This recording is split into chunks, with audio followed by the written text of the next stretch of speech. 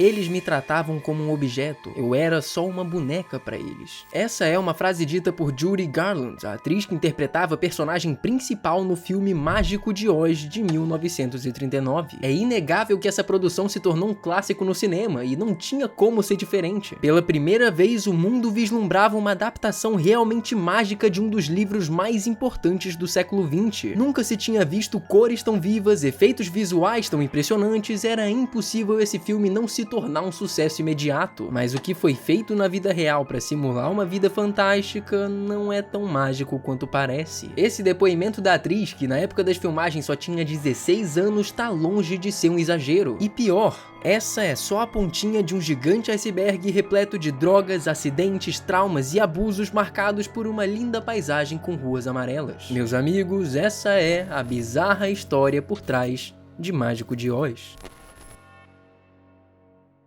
Ok, eu acho que todo mundo já conhece, mas só pra ter certeza, vamos recapitular a história do filme. Dorothy, uma menina de 12 anos que vive na fazenda com a família, tem a casa sugada por um tornado e ela acaba indo junto. A garota é inexplicavelmente levada até uma terra distante, onde tudo parece mais feliz e desconexo da realidade. Esse lugar se chama Oz. Aqui tudo é muito bonito, tem anão dançando pra tudo quanto é lado, é uma maravilha. Mas a vida do pobre é complicada, então quem aparece logo em seguida é a bruxa má do Oeste, que veio aqui pra infernizar a vida da garota. A menina precisa voltar pra sua família, então uma bruxa do bem chamada Glinda fala que o único jeito de sair dali é conversando com o poderoso Mágico de Oz, e pra chegar até ele, bastava seguir o caminho de tijolos amarelos. Na passagem, Dorothy encontra 3 personagens que seriam seus grandes amigos durante essa jornada. Primeiro ela fala com um espantalho bem extrovertido que se sente vazio por não ter um cérebro pra pensar. Em seguida, com um sábio homem de lata que se sente vazio por não ter um coração para sentir emoções. E por último, um leão medroso que se sente vazio por não ter coragem para enfrentar os seus medos. No fim, o mágico mostra que dentro de cada um dos personagens existe aquilo que eles tanto almejavam. A Dorothy também, depois de quase ser morta, consegue voltar para casa e entende que não há lugar melhor que o nosso lar. Fala sério, como pensar que uma história tão inofensiva como essa seria responsável por tantos danos no elenco? Esse longa foi dirigido por 4 diretores diferentes. 3 deles tiveram pequenas participações, enquanto Victor Fleming ficava com a maior parte. O diretor ficou conhecido como um dos maiores cineastas do seu tempo, responsável por diversos clássicos como E o Vento Levou ou Joana d'Arc. Só que a forma que esse posto foi conquistado não é tão glamurosa quanto parece. Com o passar do tempo, vazamentos a respeito dos bastidores dos seus filmes ganhavam cada vez mais popularidade. Explosões de raiva, atitudes sexistas, vários depoimentos em diversas produções que ele trabalhou alegaram a presença de um homem perigosamente autoritário, marcando Victor como um profissional de métodos extremamente questionáveis para chegar no que ele acreditava ser o ideal. E mais do que em qualquer outra obra, isso se reflete aqui em Mágico de Oz, principalmente quando se fala da pequena Judy Garland. Falar sobre o estrelato antes da maturidade geralmente vem associado a algo ruim, e convenhamos, não é para menos. Se hoje em dia a gente se depara com diversos exemplos de adolescentes que não sustentaram a pressão de estar nos holofotes 24 horas por dia, imagina como era em 1939. Não existiam leis de proteção ou regulamentação dessa fama prematura que nem tem hoje. A Judy era o exemplo perfeito do que a indústria mais necessitava em uma jovem estrela. Ela era uma menina delicada que atuava muito bem, cantava muito bem e principalmente tinha uma mãe de merda, o que facilitava muito na manipulação da criança. Como a própria atriz dizia, o que os outros consideravam ser a sua mãe não passava de uma fachada.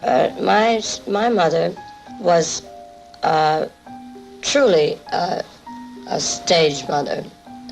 A mean one. Quando a garota só tinha 13 anos de idade, a mãe da Judy assinou um contrato com a gigantesca MGM, que resumidamente vendia a própria filha, do modo mais pejorativo possível. Esse contrato ficou válido por quase toda a menoridade da atriz, inclusive nos seus 16 anos, quando ela interpretou a Dorothy em Mágico de Oz. Algo que ficou bem comum durante a produção do filme foi o uso de substâncias nada amigáveis para alguém com 16 anos de idade. Para ter o controle total da atriz, a todo momento ela era servida com pílulas, como anfetamina, que nada mais é do que uma droga estimulante para manter ela acordada quando eles quiserem, ou até barbitúricos, que têm um efeito sedativo e são extremamente prejudiciais para uma criança, causando até um sério risco de dependência. Tá achando pouco? Calma que não para por aí. Outra coisa bem comum nesse processo era o uso de cigarro. Sabe cigarro? Pois é, ela fumou alguns maços de cigarro porque a produção achava que ela estava muito acima do peso. Então a nicotina era parte dessa dieta para suprir o apetite, assim como outras diversas técnicas super recomendáveis, tipo trancar a comida com cadeado e só dar sopa até que ela mereça comer algo sólido. O que foi? Vocês não fazem isso não? Quando a Judy afirma que foi uma boneca nas mãos da mãe, do diretor e do estúdio como um todo, ela não tava de brincadeira. Essa parada das pílulas e do cigarro foram tão sérias na vida da atriz que ela acabou desenvolvendo diversos problemas respiratórios ao longo da vida, mas não conseguia parar por conta do vício. E isso fica ainda pior quando a gente sabe que em 1969, com só 47 anos, Judy Garland foi encontrada morta por conta de uma overdose acidental de remédios sedativos que ela era viciada. E pensar que tudo isso começou aqui, em um filme que deveria ser um exemplo para o público infantil. A gente pode dizer que o Mágico de Oz matou Judy Garland? Não diretamente, mas é complicado. Em outras peripécias do Victor Fleming, o diretor chegou a agredir fisicamente a nossa querida Dorothy, porque ela estava rindo muito e não conseguia se concentrar na cena. Muitas coisas aconteceram em volta da atriz que são deploráveis de se falar, mas como eu tinha comentado, essa é só uma pequena parte de todo o caos que envolveu os bastidores dessa obra, até porque praticamente todo o elenco foi afetado de forma gravíssima. A Bruxa Má, interpretada pela Margaret Hamilton, é um ótimo exemplo de como o descuido na produção afetou a vida de diversos atores. Em uma das cenas do início, quando a bruxa aparece pela primeira vez, todo mundo se lembra o efeito maneiríssimo que acontece quando ela sai. Uma fumaça vermelha aparece junto de uma explosão de fogo. Vocês já devem ter imaginado a merda. A ideia é que quando a fumaça vermelha se espalhasse, embaixo da atriz teria um alçapão para que ela caia em segurança antes do fogo aparecer. Nos testes tudo saiu perfeitamente como planejado, mas na hora da cena em si, um pequeno erro aconteceu. O alçapão não abriu tão rápido quanto deveria, mas o fogo continuou no tempo certo. Margaret sofreu queimaduras de 2º grau no rosto e de 3º grau na mão direita, arrancando até parte da carne da mão da mulher. Calma que não acabou. Diferente do que a gente viu recentemente em Wicked, onde a bruxa tem esse efeito maravilhoso de verde na pele por conta de uma simples maquiagem de marca, o efeito esverdeado na pele da Margaret vinha principalmente de óxido de cobre, e isso é muito perigoso. De imediato, a tinta precisava ser limpada da pele para que não entrasse em contato com as queimaduras, senão a pele poderia absorver, causando mais ferimentos, bactérias ou até falência dos órgãos em uma situação mais extrema. Mano, que perigo! Como isso pôde acontecer? Isso deve ter sido um evento à parte, né? Esse é o Homem de Lata, mas muito provavelmente não o que você conhece. O homem por trás dessa maquiagem é Buddy Ebsen, o ator original que precisou ser substituído no meio das gravações. E por que, você me pergunta? Intoxicação por alumínio. Aula de Química com o Zila! Olá, crianças! Hoje vamos entender por que esse cara quase morreu. O pó de alumínio foi usado como maquiagem para o Homem de Lata, já que ele realça uma belíssima aparência metálica. O problema é que alumínio em forma de pó fino não pode ser de jeito nenhum inalado, ingerido ou entrar em contato prolongado com a pele. As partículas ultrafinas dessa substância podem ser absorvidas e, caso acumulem no organismo, vai dar merda. O alumínio tem uma dificuldade muito grande em ser eliminado do corpo, então a chance de uma intoxicação ao longo do tempo também é muito grande, podendo causar problemas respiratórios, fadiga crônica ou irritações. E caso atravesse a barreira hematoencefálica, no cérebro, a exposição pode causar sérias doenças neurodegenerativas, tipo Alzheimer e Parkinson.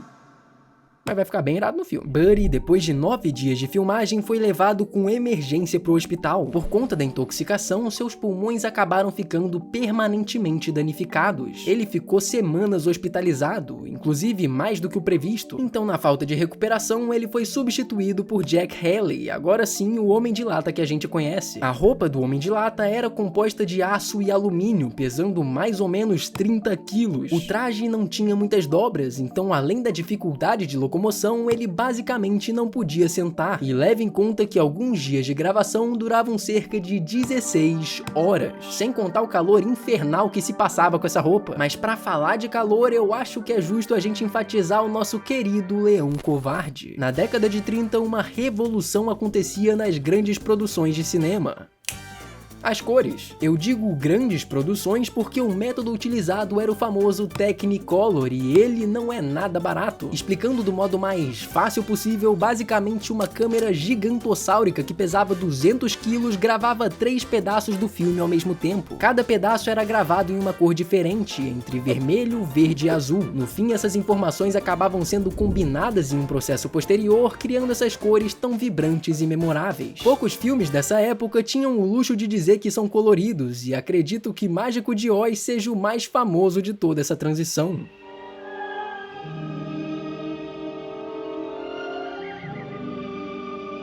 Mas se eu tô falando sobre isso nesse vídeo, alguma coisa não tá certa. As câmeras Technicolor eram muito menos sensíveis à luz, ela meio que engolia parte da iluminação no processo de combinação das cores. Isso implicava em um aumento absurdo de iluminação e, consequentemente, de lâmpadas no set de filmagem. E para um filme onde tá todo mundo fantasiado, isso é um problema. Essas lâmpadas do antigo cinema à base de carbono eram extremamente potentes e por isso liberavam muito calor. Para você ter uma noção, geralmente as gravações aconteciam com temperaturas que batiam quase 40 graus no set. E se isso já é problemático para uma pessoa comum, olha pra esse leão. Eram quilos de fantasia feito com pele real de leão e coberto de pelo sintético. Bert Lahr, o ator por trás do personagem, suava tanto que todas as noites o traje precisava ser higienizado a seco para limpar todo o suor do cara. Existem vários relatos de desmaios e picos de estresse por conta das condições desumanas. Imagina então nessa cena, quando o leão tá fantasiado, disfarçado com outra fantasia. Mas em outra cena, pelo menos tá nevando, vai, não pode ser tão ruim. Então, essa neve é composta de amianto, e não, professor, não precisa vir aqui, eu vou resumir. A neve dá câncer. O espantalho também foi outro afetado pelo calor por conta da roupa, mas ele foi principalmente prejudicado pela máscara. Para que ficasse o mais realista possível, essa prótese era toda coberta de borracha e palha, e quando usada por muito tempo, ele se sentia sufocado por não conseguir transpirar normalmente. Além disso, essa máscara era tão apertada que a pressão no rosto criou marcas na boca e no queixo do ator que levaram meses para sair. Quando eu digo que praticamente todo mundo foi prejudicado, eu não tô zoando, até os anões que eram figurantes e apareceram no filme sofreram. Mesmo aparecendo pouco em tela, eles eram constantemente humilhados por Victor, além de ter uma condição de alimentação e descanso extremamente abusiva. É dito que muitos desses atores trabalhavam mais do que deveriam nos bastidores, ajudando com trabalho manual, iluminação e uma porrada de coisas sem nenhuma remuneração por isso. E também existe um relato bem macabro sobre alguns anões que trabalharam no set envolvendo a Judy Garland. Em um livro escrito pelo ex-marido da atriz, ele afirma que mais de uma vez os atores assediaram sexualmente a menina que na época só tinha 16 anos, mas ela não podia fazer nada. Aparentemente, isso criou traumas gigantescos na vida da Judy, o que incentivou ainda mais o uso de drogas futuramente. Isso nunca foi confirmado por ela, mas também não saiu de um Zé Ninguém. Mesmo que os bastidores tivessem sido bem marcados por mitos, como aquele famoso caso de uma pessoa que se suicidou no set de filmagem, isso ficou no resultado final, que aliás é tudo mentira, aquilo na verdade é só um pássaro gigante, toma aí a imagem com qualidade. É impossível dizer que abusos reais que desmascararam toda uma indústria quanto ao tratamento de artistas não aconteceram. Foi necessário que pessoas passassem pelo inferno para que a conscientização dos direitos de atores ficasse mais rigorosa. Ainda em 39, por exemplo, a Lei Coogan, que teve inspiração em casos de atores mirim, chegou nos Estados Unidos, garantindo direitos financeiros aos menores sem controle abusivo dos pais no meio do entretenimento, ou seja, uma coisa básica que ainda não tinha. O Mágico de Oz não foi a primeira e nem será a última produção insalubre do cinema, mas com certeza ela foi a mais influente para melhores condições do mercado atual. É triste e ao mesmo tempo perturbador pensar que uma obra tão inspiradora como essa, que fez crianças do mundo inteiro se emocionarem, tivesse causado tanto mal a pessoas inocentes. Muita gente não consegue assistir esse longa sem sentir algo pesado, um fundo de felicidade em contraste com uma falsa magia que causa um certo desconforto. Dizem que os olhares dos atores não são os mesmos depois que você sabe o que realmente aconteceu passando despercebido pela maioria. Se isso é verdade ou só uma lenda, é você quem tem que me dizer. Mas sem dúvidas, essa produção é um lembrete de que nem todo conto de fadas brilha além das câmeras. Muito obrigado por ter assistido esse vídeo, cara. Por favor, considera deixar o seu like e se inscrever nesse canal pra gente bater 40 mil inscritos, que atualmente é a minha meta, eu tô muito afim disso. Como vocês devem imaginar, fazer esses vídeos dá uma trabalheira desgramada, então por favor considera clicar nesse vídeo que tá muito bacana, enquanto eu agradeço aos maravilhosos membros desse canal, que decidiram ajudar esse projeto financeiramente a continuar dessa qualidade maravilhosa, supimposa que vocês estão ligados. Então se torne um membro que você ganha vários benefícios, e também, se você quiser, passa no meu Instagram e entra no nosso Discord, que vai estar aí na descrição, porque a gente tá sempre conversando, um monte de bagulho legal. Então assim, uou! Mas por esse vídeo é isso. Um beijão pra vocês, meus queridos.